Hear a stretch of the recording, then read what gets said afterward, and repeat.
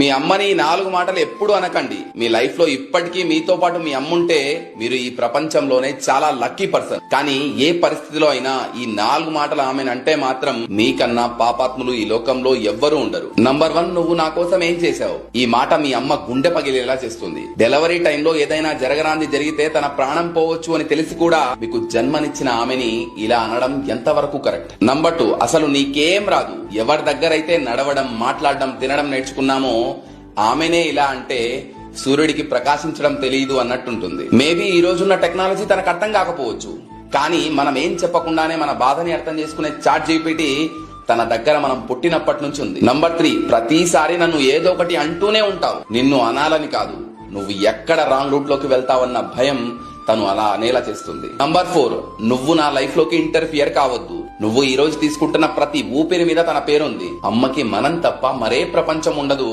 అలాంటి అమ్మని ఇలా అనొచ్చా? అమ్మ మీ దగ్గర నుండి దూరమైన రోజు మీకు అర్థమవుతుంది ఈ ప్రపంచంలో ఏది ఆశించకుండా నిస్వార్థంగా ప్రేమించే ఒకే ఒక పర్సన్ అమ్మ మాత్రమే అని. అమ్మను ప్రేమించే ప్రతి ఒక్కరు ఈ వీడియోని లైక్ చేయండి. అమ్మ పేరుని కమెంట్ చేసి ఈ వీడియోని ప్రతి ఒక్కరికి షేర్ చేయండి.